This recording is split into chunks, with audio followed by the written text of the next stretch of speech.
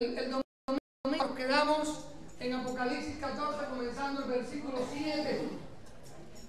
Recuerden que estamos hablando de los eventos y acontecimientos que han de suceder en los últimos días, durante la tribulación y la gran tribulación. Eventos de la tribulación y la gran tribulación, eventos que están también allí en el capítulo 9 del libro de Daniel, en la semana 70 del libro de Daniel. 3 años y medio de tribulación, 3 años de gran tribulación. Y el libro de Apocalipsis, como he dicho en varias ocasiones, es un libro de esperanza, es un libro que debe de animar a la iglesia, porque fue dado a la iglesia, fue dado al pueblo de Dios en un momento de crisis, en un momento de persecución. Gloria al Señor. Y hermanos, en Apocalipsis capítulo 14, recuerden que estábamos estudiando el domingo pasado y está hablando de ese momento en el cual el Cordero de Dios, Jesucristo, Juan pudo ver. Esto va a acontecer, no es que ha sucedido, que el libro de Apocalipsis fue revelado, fue dado a Juan estando preso en la isla de Patmos por causa de Cristo.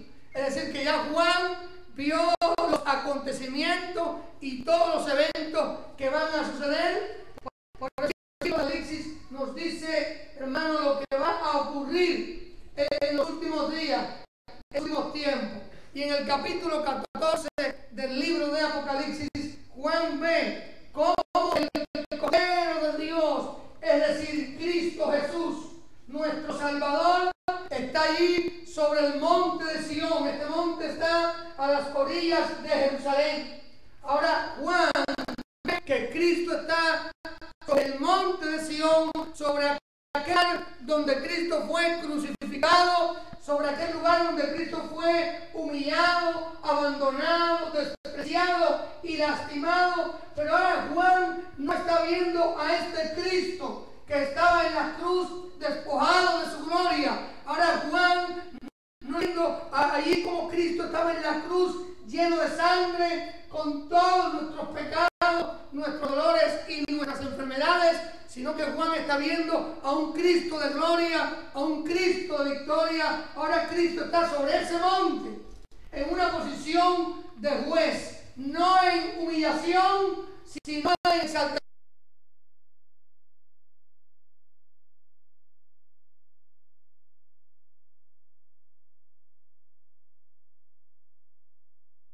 Él los cumple y Dios tiene pacto con su pueblo Israel, y un día Jesús vendrá y estará sobre el monte de Sion. Ahora él no va a estar solo como cuando estaba en la cruz, que todos le abandonaron. Ahora Jesús está viendo Juan que está en ese lugar, y con él están los 144,000. Recuerden que los 144,000, si usted va a Apocalipsis capítulo 7, son israelitas. 12,000 israelitas por cada Israel, 12,000 por 12, 144,000 que serán los encargados de predicar el evangelio durante la tribulación y la gran tribulación. Y allí un día que Juan lo vio, nosotros lo creemos así. Cristo va a descender sobre el monte de Sion con toda su gloria, rodeado por los 144,000 israelitas que estarán encargados de predicar el evangelio de Jesucristo. Y hermano, Juan ve este momento de gloria, pero también escucha en el cielo. Mientras que Cristo estará sobre el monte de Sion, en el cielo va a haber un culto de adoración celestial. Gloria al Señor. Y hermano, la música y la voz va a ser tan sublime, va a ser tan maravillosa, que va a ser como sonido de arpa. Les decía en el domingo anterior que al parecer, bíblicamente, en el cielo, uno de los instrumentos musicales que va a haber es el arpa que tocó el rey David. Así lo expliqué el domingo pasado. Un coro celestial en el cielo, en la tierra Cristo, imagínense eso. Y esto va a ocurrir, hermano, en medio de la gran tribulación. En medio de los eventos donde muchos no van a creer en Dios, en medio de los acontecimientos, ahí cuando el anticristo, la primera bestia, y el falso profeta, el líder religioso, van a estar confundiendo y engañando a toda la humanidad prácticamente, y la gente, hermano, que adore a la bestia, serán marcados con la marca de la bestia 666, en medio de una generación incrédula. De pronto Cristo va a venir.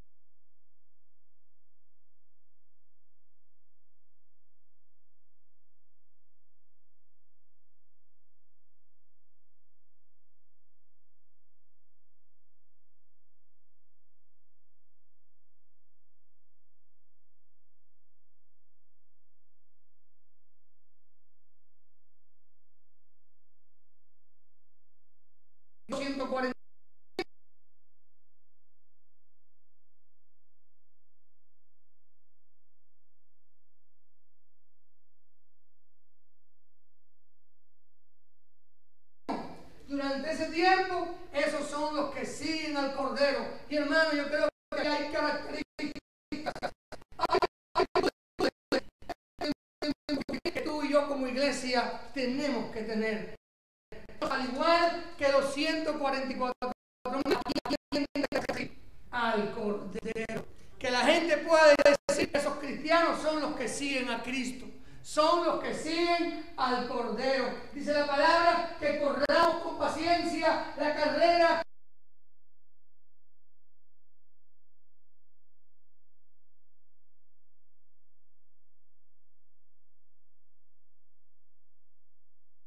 a Cristo, al hombre. Si usted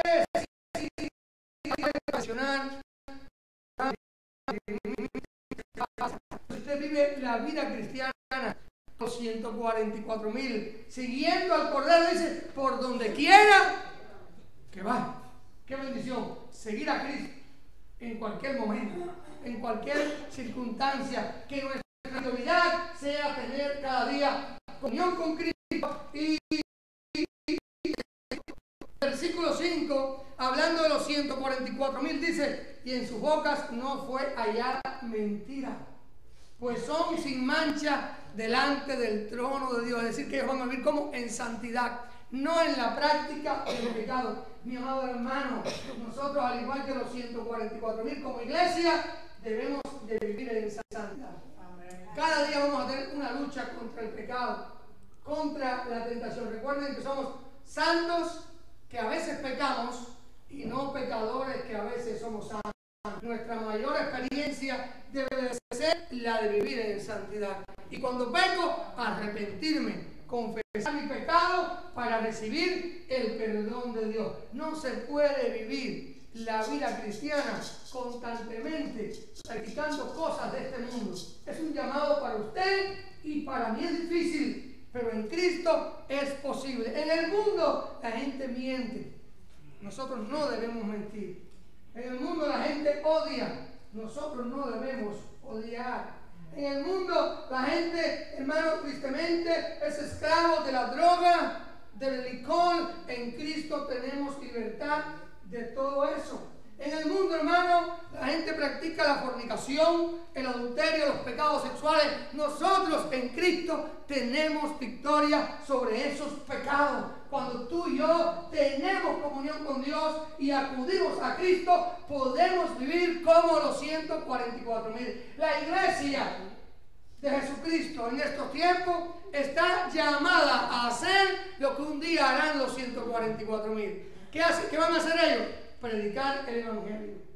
Tú y yo debemos de predicar el Evangelio. Insta a tiempo y fuera de tiempo, dice la palabra de Dios. Y hermanos, dice allí, vi volar por en medio del cielo, versículo 6, a otro ángel que tenía el Evangelio eterno para predicarlo a los moradores de la tierra, a toda nación, tribu, lengua y pueblo. Es decir, que los 144,000 serán los encargados de predicar el Evangelio, pero también el ministerio de los ángeles es bien activo. Será bien activo durante la tribulación y la gran tribulación. Y ahora la Biblia en el versículo 6 está hablando que va a haber un ángel que va a volar por en medio del cielo. ¿Y qué tenía? ¿Qué cosa? El Evangelio eterno. Eso es lo que tú y yo tenemos que tener. Eso es lo que tú y yo tenemos que predicar, el Evangelio eterno. ¿Y cómo hacía? Para predicarlo ¿a quién? A los moradores de la tierra, a toda nación, tribu, lengua y pueblo. ¿Y qué decía? Diciendo a gran voz, temed a Dios. Yo creo que nosotros, al igual que este ángel, debemos decirle a nuestros familiares, a nuestras amistades, a nuestros vecinos, decirle a la gente, hermano, que deben de temer a Dios. Porque en el griego, hermano, la palabra temor en el griego es la palabra fobeo. Y la palabra fobeo, que es la palabra temor, significa alarmarse, quedar asombrado, reverenciar, respetar, respeto reverente. Eso es temor a Dios. Tú y yo debemos de tener temor a Dios. No es miedo a Dios, es un respeto reverente. Cuando tú y yo obedecemos la palabra de Dios y obedecemos a Dios, estamos mostrando temor a Dios. Estamos mostrando un respeto reverente, un temor reverente. No obedezcas a Dios por miedo, no. Obedece al Señor por amor, por agradecimiento, por lo que Él hizo por ti en la cruz, por ti y por mí. El creyente no puede decir, no, yo hago con mi vida lo que me da la gana, pastor, no me aconsejes esto porque es mi vida, y es verdad, es tu vida, y tú eres el dueño de tu vida, pero si tú has conocido a Cristo, hermano, la Biblia es clara, Pablo lo dijo, con Cristo estoy juntamente crucificado, y ya no vivo yo, mas vive Cristo en mí, y lo que ahora vivo en la carne, lo vivo en la fe del Hijo de Dios, el cual me amó y se entregó a sí mismo por mí. Hermanos, los cristianos no vivimos como nos dé la gana. Debemos de vivir conforme a la palabra de Dios. Es una lucha diaria. Y ese ángel que llevaba el Evangelio eterno, gloria al Señor, no es otro evangelio, es el Evangelio eterno. El Evangelio, buenas nuevas de salvación, hermano, lo predicaba a todo el mundo, a toda tribu, a toda nación, a toda lengua, a todo pueblo. ¿Y qué decía? Temed a Dios. Yo creo que uno de los problemas que hay en estos tiempos es que la gente ha perdido ¿qué cosa? El temor a Dios. La gente ha perdido el temor a Dios. El mundo está en una crisis moral y espiritual. Ya la gente no le importa mentir, a muchos no le importa robar, no le importa murmurar, no le importa chismear, no le importa adulterar o fornicar. Eso es falta de temor de Dios. Cuando el creyente dice, no, yo voy a la iglesia el día que yo quiera, no quiero ser un fanático, hermano, eso es falta de temor de Dios. No, yo no necesito ir al culto, yo puedo ser cristiano acá en mi casa. Falta de temor de Dios, falta de comunión con Dios, falta de conocimiento de la palabra de Dios. Cuando usted y yo creemos en lo que dice la palabra y hermano la obedecemos, estamos mostrando temor a Dios. Y este ángel que decía, temed a Dios, ¿a quién hay que temerle? No es al pastor, no es a un líder, es a Dios. Cuando el creyente vive con temor a Dios, va a hacer lo correcto, va a hacer lo que a Dios le agrada. Y si falla, y si comete un error, ¿qué va a hacer? Se va a arrepentir. Uno de los grandes problemas de estos tiempos es la falta de temor a Dios. Hermano, ¿sabe usted que el temor de Dios es como el stop en tu vida para detenerte ante el pecado? Muchas veces tú y yo no pecamos, ¿por qué? Por temor a Dios. viene la invitación, viene la tentación. ¿Qué cosa es la tentación? La invitación a pecar. La tentación no es el pecado, la tentación es la invitación a pecar. Y no podemos evitar que las tentaciones vengan. De una manera o de otra van a venir, pero sí podemos evitar caer en las tentaciones. La tentación, hermano, es como el pájaro que vuela por encima de usted. Usted va por el bosque y vuela un pájaro por encima de usted. Usted no lo puede prohibir, pero sí puede prohibir que se pose sobre tu cabeza y haga nido sobre él. Ya eso es el pecado. La tentación va a venir la invitación a pecar. Estábamos ahorita en el receso, estábamos comiendo allí un buen bocadito y el hermano dijo una frase que me dio risa, y fue que él dijo, y alguien, bueno, yo quiero caer en ella. Esto es una tentación, la merienda, el bocadito, ¿no? Es una tentación para todos nosotros, para aquel que está haciendo dieta, ver un buen bocadito, una buena idona bien sabrosa, hermano, es una tentación, pero a veces queremos caer en ella. A mí me pasa eso, tengo un problema con eso. Ahora, hermano, nosotros no podemos evitar la tentación, pero sí podemos evitar caer en ella. Y el temor de Dios es lo que va a frenar tu vida y mi vida para obedecer al Señor, para no vivir en la práctica del pecado. El creyente, aquel que diga que es cristiano y vive pecando y pecando, no tiene ¿qué cosa? Temor de Dios. No respeta a Dios. El que respeta a su padre lo obedece. Yo te amo, yo te quiero, y no lo obedece, no lo ama. El que lo ama lo va a respetar. Hermano, amemos al Señor lo suficiente y tengamos temor a Dios. Temer a Dios y darle gloria. ¿Para quién es la gloria? Porque su juicio ha llegado, y adorar a aquel que hizo el cielo, la tierra, el mar y la fuente de las aguas. Otro ángel, versículo 8, le siguió diciendo, ha caído Babilonia, la gran ciudad, porque ha hecho beber a todas las naciones del vino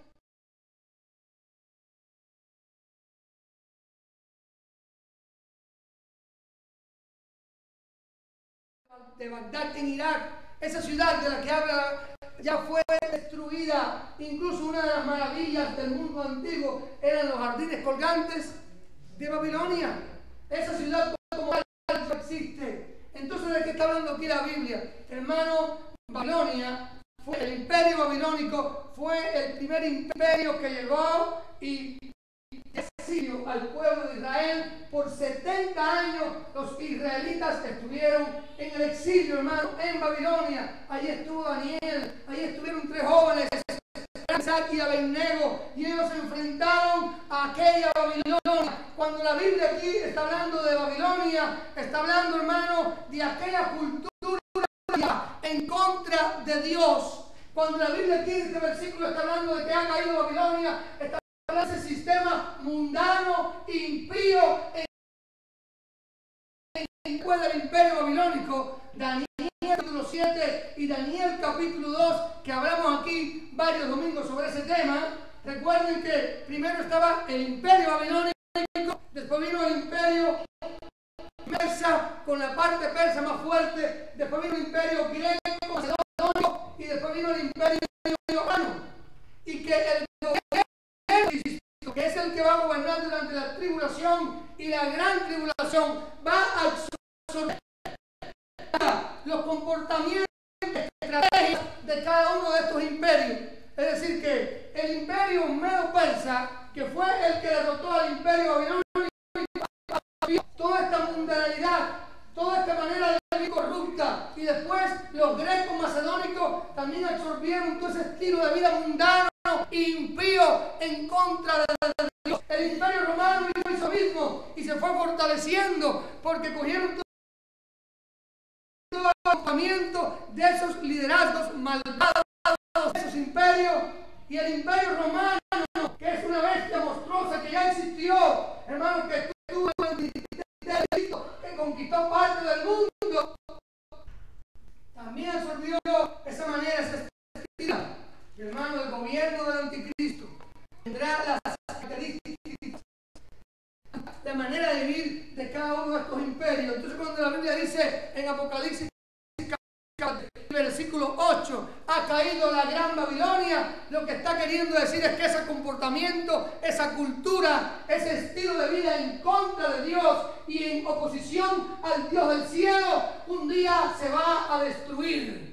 Incluso en estos tiempos, hermano, hay babilonismos, actitudes y comportamientos de Babilonia. Hermanos, toda esa cultura en contra de negar a Dios. Vaya a la Biblia.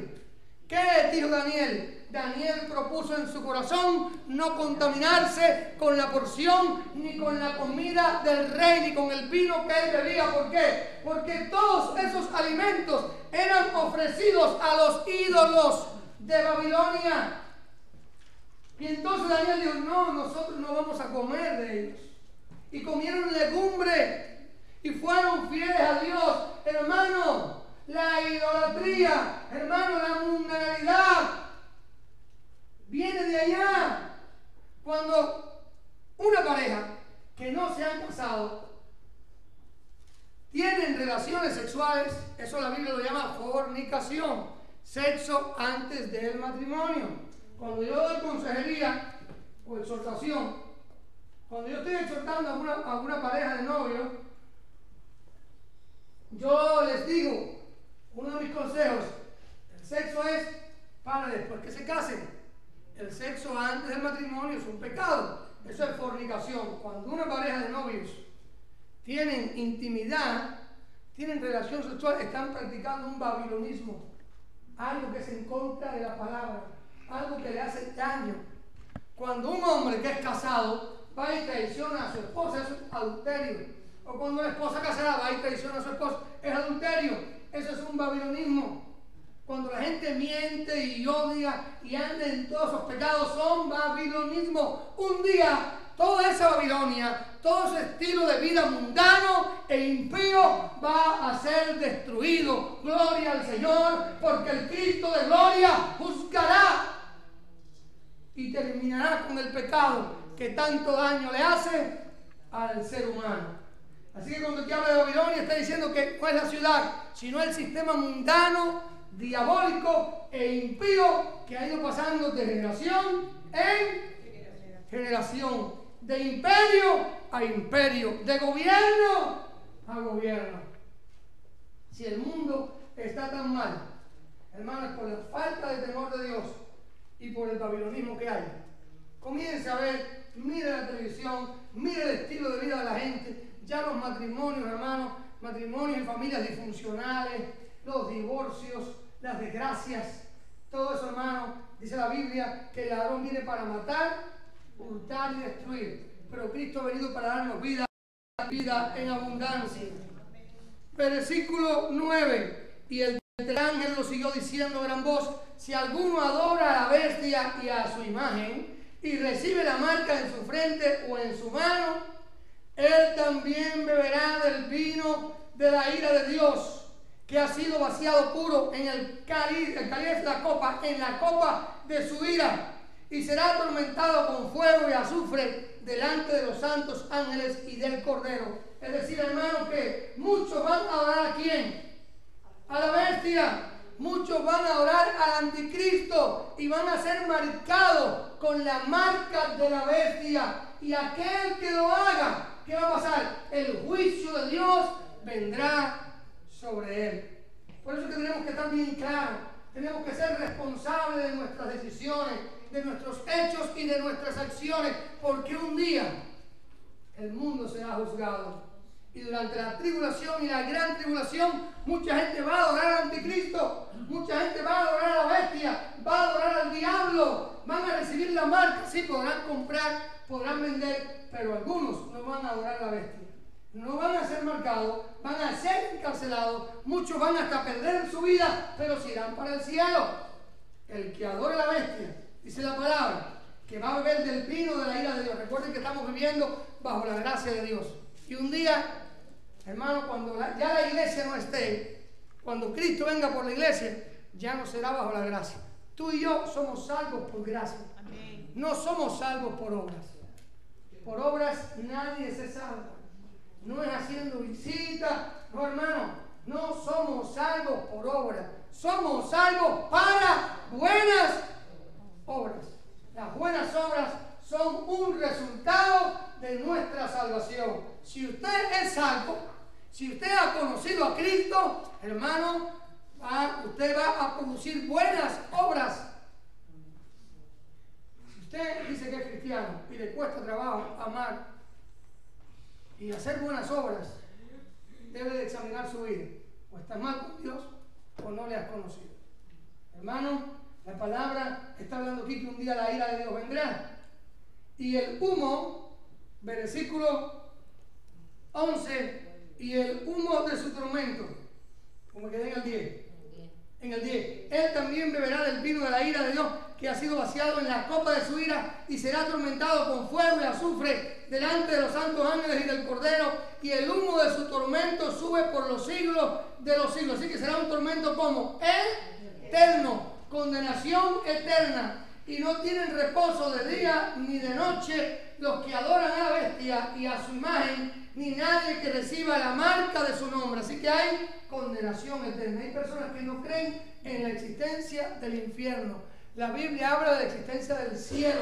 La Biblia habla de la existencia del infierno. El que no tenga a Cristo, es triste la noticia. Puede ser tu tío, tu primo, tu hijo, tu esposo. Si no tiene a Cristo, si se muere sin Cristo, después de la muerte no hay salvación, no hay oportunidad. Y la persona que muere sin Cristo, hermano, tengo que decirlo, va para el infierno, para condenación, para tormento eterno. Pero si usted tiene a Cristo, no tenga temor. Ahora pues, ninguna condenación no hay para los que están en Cristo Jesús. Los que no andan conforme a la carne, sino conforme al Espíritu. Aquí está la paciencia de los santos, los que guardan los mandamientos de Dios y la fe de Jesús. Oí una voz que desde el cielo me decía: escribe, bienaventurados de aquí en adelante los muertos que mueren en el Señor. Gloria al Señor. Felices aquellos que mueren en Cristo. ¿Cuántos decimos amén? Amén. Hermanos, los que van a morir durante ese tiempo en el Señor, que van a ser muchos, porque van a rechazar la bestia, porque no se van a dejar poner la marca, porque no van a adorar a la bestia, sino que van a adorar al Cordero, serán bienaventurados. Y morir en Cristo es una bienaventuranza, porque nos vamos con el Señor. Gloria a Dios. Bienaventurados de aquí en adelante los muertos que mueren en el Señor. Sí, dice el Espíritu, descansarán de sus trabajos. Es decir, el sufrimiento va a terminar, pero sus obras con ellos siguen. Recuerdan que el creyente será recompensado por sus obras.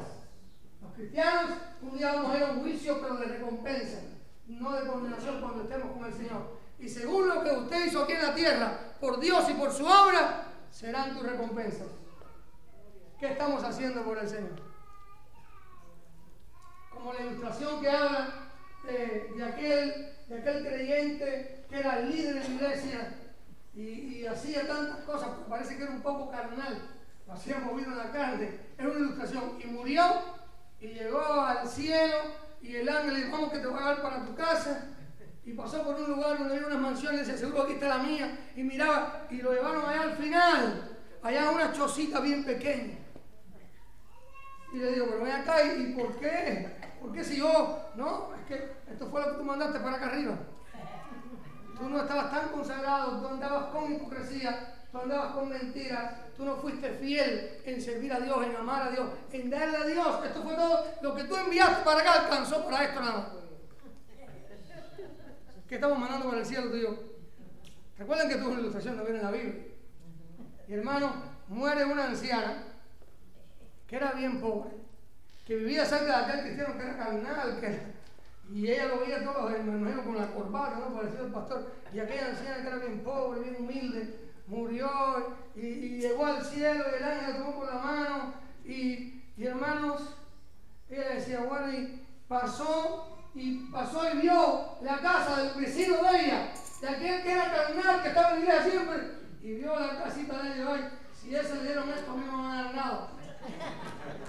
Pero el ángel le dio, y era una de las naciones más hermosas, porque ella fue fiel al Señor. Es una es bíblico, pero te pregunto, hermano, las buenas obras siguen con uno. Descansaremos del trabajo de la tierra, de las pruebas, del sufrimiento, de la enfermedad. Pero le pregunto en este día, ¿qué está usted haciendo para Dios? ¿Qué está usted haciendo por Dios? Y de corazón, no para que la gente lo vea. No haga el bien para que la gente diga, oye, ¿y el pastor qué buena gente es? No, hermano, ya se me lo dijo el diablo. Yo no se lo creí. Aquí el bueno es el Señor, el bueno es Dios. ¿Qué estamos haciendo por el Señor? Con sinceridad, con amor, que tu mano derecha no sepa lo que hace la izquierda. Miren, yo ayer me llené de gozo, voy a decir, porque me alegré, porque las damas de la iglesia tuvieron el amor, la bondad, la dedicación, el cariño, la ternura de hermanos a 3 hermanas que están embarazadas. Invitarlas acá, traerlas, ponerlas aquí y darles regalos para los babies que vienen ya en camino. A mí me alegró, me dio tremendo gozo, me dio tremenda alegría. Eso es ayudar cuando tú ves a alguien en necesidad, que tú puedas con amor, no para que la gente te lo devuelva, hermano. No hagas el bien, mira, hermano, no es un negocio. Ay, yo voy a ayudar al hermano Jorge, porque mira, voy a hacerle un favor para que después, no, los favores, no, hágalo en el nombre del Señor, con amor. Porque por agradecimiento, por amor al Señor, eso es lo que Dios bendice. Cuando usted va y le predica a alguien de Cristo, y usted le habla de Cristo, saca su tiempo, eso es una buena obra. Cuando alguien se convierte y usted lo discipula y le ayuda a crecer espiritualmente, cuando alguien está en un problema y usted va y lo visita, o está en el hospital y comparte y lo ayuda y lo anima, cuando alguien tiene una crisis matrimonial y usted va y en vez de, y va y lo, mira, no cometiste este error y lo exhorta conforme a la Biblia, eso es una buena obra, hermano. Eso es hacer lo correcto. Cuando predicamos, cuando servimos al Señor, cuando amamos, cuando le damos el evangelio al pecador, Dios nos llamó a hacer eso. ¿Qué estamos enviando para el cielo? ¿Qué estás enviando? Cuando tú y yo vivimos quejándonos y comenzamos a criticar a aquel hermano y comenzamos a murmurar, eso no es una buena obra. Cuando hago las cosas aquí para impresionar a la gente, me puse esta corbata hoy, mira, tiene la Biblia aquí para que vean que yo soy el pastor. Y hasta dice Biblia por acá arriba, para que me respeten. Eso no es una buena obra. Eso no me corresponde. Me voy a cantar allí, hermano, tanto no voy a cantar ahí para que vean que yo sí canto, que tengo un pecho. Yo, hermano, usted lo hace para él. Señor. Entonces ustedes de acá lo están mirando y dicen, mira, si él supiera que yo canto mejor que él. Cuidado, eso a Dios no le agrada. Hermano, estamos llamados. Somos salvos por gracia para buenas obras en el Señor y hacerlo de corazón y hacerlo con amor, con pasión, con entrega. Cuando cada semana estamos acá en la iglesia, el jueves, y la gloria es para Dios. Yo estaba aquí, llegó la hermana Lidia León, con un pie bien inflamado, con una fractura en uno de los huesos de su pie, y vino para acá, pastor, yo no puedo venir mañana a limpiar, pero vine hoy. Y ella solita ya limpió los toiles, y limpió los cristales, y pastor y barrió los baños. Hermano, eso es una buena obra. Cuando el hermano Enil viene acá el viernes y viene el hermano Pedro y aquí nos reímos y compartimos y limpiamos el piso y mapeamos el piso donde tú y yo caminamos sobre él, y el toque que tú usas lo limpia el hermano aquí por amor, eso es una buena. Pero si yo paso y no el papel nada, que lo recoja Enil. Mira, se llama Pedro, que lo recoja Pedro. No, que lo recoge el pastor, que para eso le da un salario, le da un cheque. Sí, hermano. Eso no es una buena obra. ¿Cuántas veces salgo del parqueo, hermano?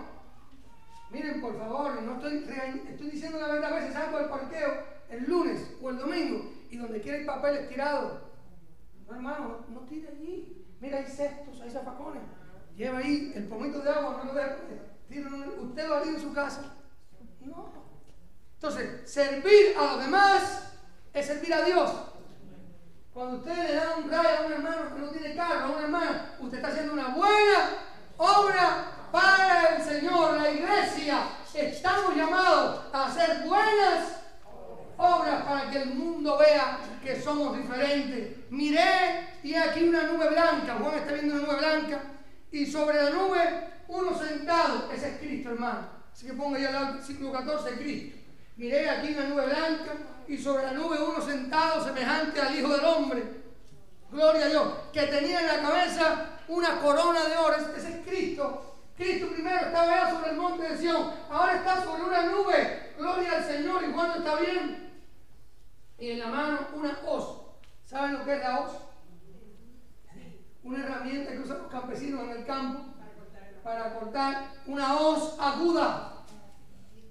Y del templo salió otro ángel clamando en gran voz al que estaba sentado sobre la nube: mete tu hoz y ciega, porque la hora de cegar, de cosechar ha llegado, pues la miel de la tierra está madura.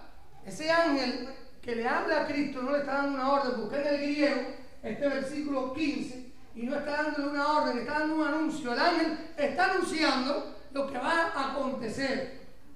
Y el que estaba sentado sobre la nube, que es Cristo, metió su hoz a la tierra y la tierra fue cegada. Aquí está hablando de juicio. Cristo haciendo juicio. Salió otro ángel del templo que está en el cielo, teniendo también una hoz aguda. Y salió del altar otro ángel que tenía poder sobre el fuego. Y llamó a gran voz al que tenía la hoz aguda, diciendo: mete tu hoz aguda y vendimia los racimos de la tierra, porque sus uvas están maduras. Es decir, el juicio de Dios. Esto es juicio, está hablando aquí de cosecha de creyentes, está hablando de juicio, un momento de juicio que va a venir. Y el ángel arrojó sobre su hoz en la tierra y vendimió la viña de la tierra y echó las uvas en el lagar de la ira de Dios. Hermano, echó las uvas en el tiempo de Jesús, cuando se cogía la cosecha, que se ponían en un lugar. ¿Y qué había que hacer? ¿Había que pisotearla y dejar ahí que aquello se fermentara, y poco a poco el vino iba saliendo por gravedad? El vino, hermano, en un día del Señor, Jesús mismo va a venir con una hoz aguda y va a comenzar a hacer juicio y va a poner a toda esa gente, hermano, que tanto daño en el tiempo de la tribulación y tanto le van a hacer a los que creen en Cristo. Va a venir el juicio de Dios. Y fue pisado el lugar fuera de la ciudad, y del lagar salió sangre. Imagínense usted, será el juicio de Dios, arrebatándole la vida a aquel que ha rechazado a Cristo durante ese tiempo. Y fue pisado el lagar fuera de la ciudad, y del lagar salió sangre. ¿Hasta dónde?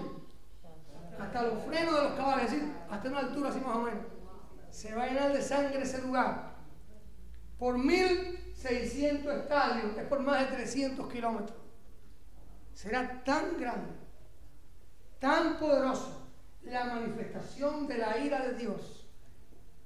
Hermano, tenemos que vivir en comunión con Dios. Yo no sé si usted lo asusta, pero los eventos que estamos viviendo en los últimos días, cuántos problemas con el cambio climático, cuántos problemas con la naturaleza, cuántas situaciones. Este mundo, hermano, va a sufrir directamente la ira de Dios sobre él. Y tú y yo tenemos que estar preparados. Miren lo que está ocurriendo ahora mismo. Miles de personas huyendo de Siria. Miren eso, hermano. Eso es una crisis. Es un problema bien grave. No hay condiciones en los países, no hay una infraestructura creada para recibir miles. ¿Usted no ha visto las imágenes por la televisión? Son barcos, sí, pero que no es uno, son miles, los carros, los trenes, son miles, son millones. Hermano, mira lo que está pasando en el Medio Oriente con esos terroristas, con ISIS. Y ahora, mi hermano, yo le pregunto, ¿y si esa gente que viene trae cosas locuras en la cabeza? Si todos los que vienen traen esas locuras en la cabeza y comienzan en Europa y aquí en Occidente a hacer, ¿quién controla eso?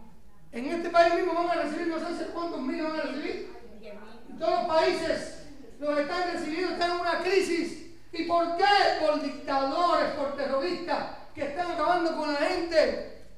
El mundo, hermano, que Dios nos ayude, que Dios tenga misericordia, que Dios cuide de tu vida y de mi vida, y Dios lo va a cuidar y va a cuidar de los nuestros. Pero hermano, la garantía está en estar en Cristo. La garantía está en vivir en comunión con Dios. No espere mejorías para este mundo. Cristo está a las puertas. Cristo viene. Cristo dijo, yo volveré. Yo volveré. Y Él viene por la iglesia. Y tú y yo tenemos que estar preparados para el encuentro con Cristo. Hermano, quiero terminar con un versículo que está en 2 de Pedro. 2 de Pedro, capítulo 2, versículo 9 y 10. Mas vosotros sois linaje escogido, real sacerdocio, nación santa, pueblo adquirido, comprado por Dios, hermano. La iglesia ha sido comprada, el creyente, el cristiano, ha sido comprado con la sangre del Cordero, pueblo adquirido por Dios. Somos propiedad de Dios. Estamos en las manos de Dios. Debemos de servir y confiar en Dios para que anunciéis. Él nos compró con un propósito. Para que anunciéis las virtudes de aquel que os llamó de las tinieblas a la luz admirable. Vosotros que en otro tiempo no erais pueblo, pero que ahora sois pueblo de Dios, que en otro tiempo no habéis alcanzado misericordia, pero ahora habéis alcanzado misericordia. La iglesia, estamos llamados para servir a Cristo. Estamos llamados para vivir para Cristo. ¿Qué decisión vas a tomar? Hermanos, no todos los días se habla del libro de Apocalipsis. De hecho, en los 25 años que llevo de pastor, esta es la tercera ocasión en 25 años que doy sermones de Apocalipsis texto por texto. Y tal vez en esta iglesia nunca más los dejo, así como los estoy dando. Tal vez usted diga, ¿cuándo el pastor va a terminar con Apocalipsis? Hermano, el libro de Apocalipsis es un libro de esperanza. Es un libro que nos hace abrir los ojos, que nos prepara para lo que va a venir. Si yo les pregunto a ustedes, ¿cuántas veces has tenido la oportunidad de estar en una iglesia donde se ha predicado Apocalipsis texto por texto? Tal vez muchos no pueden levantar la mano. Hermano, vamos a inclinar nuestros rostros.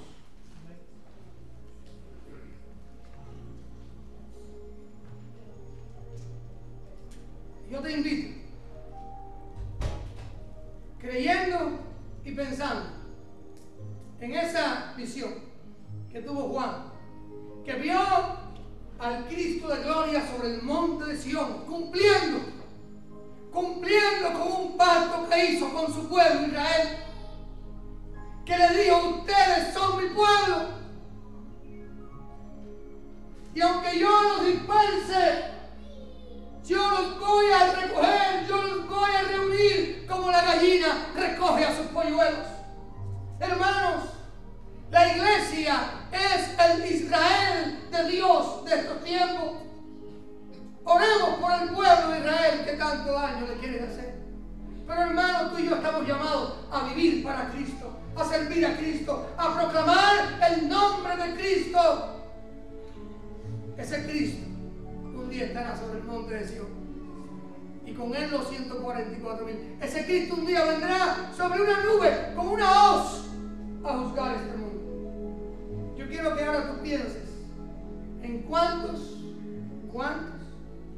amistades, amigos, familiares hoy están lejos de Dios, están lejos del Señor. Hermanos, el mundo está lejos de Dios. A veces nuestra familia está lejos del Señor.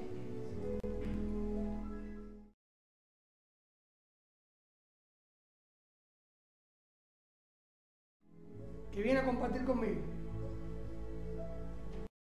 Y no vinieron para acá temprano porque no creen en el Cristo que yo creo. Qué tristeza. Qué tristeza. Así también hay, igual que el pastor tiene familia así, amistades, usted también las tiene. Le pido que ore por ellos. Que ahora tenga un momento de clamor y de oración pidiéndole al Señor, pidiéndole al Cristo de gloria, y obra en sus corazones. Que el Espíritu Santo sea el que los convenza de pecado, de justicia y de juicio, y que ellos puedan estar preparados para la venida del Señor. Oremos, intercedamos. Señor, creemos en tu palabra. Señor, nos gozamos y nos deleitamos en ti. Señor, te damos tantas gracias, pero tantas gracias por tu amor y por tu perdón. Gracias porque tú eres el Cordero de Dios. Gracias porque ocupaste nuestro lugar en la cruz. Gracias, Señor, porque tú eres un Dios de pacto, porque lo que tú prometes, tú lo cumples, Señor, y tú cuidarás de Israel, y lo has cuidado y lo has bendecido, Señor, y tú has prometido cuidar de la iglesia, pelear por la iglesia. Señor, ayúdanos a ser fieles a ti, ayúdanos a caminar contigo. Pero Padre, te pedimos en el nombre de Jesús, te pedimos por nuestros familiares. Mi hermano, menciónalos ahí donde está sentado. Si puede ser tu hijo, puede ser tu esposo, puede ser tu hermana de carne, puede ser tu sobrino. Señor, te pedimos por nuestros familiares que están lejos de ti, por nuestras amistades, que tú en tu gracia quebrantes sus corazones y que el evangelio eterno que han escuchado pueda producir fruto en sus vidas para que se arrepientan de sus pecados y vengan a ti a tener comunión contigo. Intercedemos por ellas, por ellos, y te damos gracias porque creemos en lo que tu palabra dice. Ayúdanos en cada lucha de la vida. Bendice cada vida, cada hogar, cada familia aquí representada. Mira a tus hermanos que están enfermos, fortaléceles y ministra sanidad divina sobre sus cuerpos. Mira a los hermanos que están en necesidades, Señor. Tú les proveas trabajo, tú les suplas conforme a tu riqueza en gloria. Mira a los hermanos o hermanas que están desalentados o desanimados, Señor, que el desaliento y el desánimo, la prueba es muy fuerte. Tú obres en sus vidas y el ángel tuyo acampe alrededor de ellos y los defiende. Gracias por este tiempo. Gracias, Señor, porque contigo somos más que vencedores. En el nombre de Cristo. Amén y amén.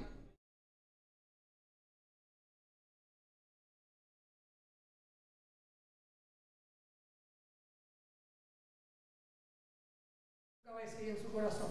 El Cristo tuyo un día va a estar sobre el monte de Sion con toda autoridad. ¿Cuántos aquí han ido a Jerusalén? Mira qué bueno, felicidades. Una de mis oraciones es ir a Jerusalén. ¿A cuántos les gustaría ir allá?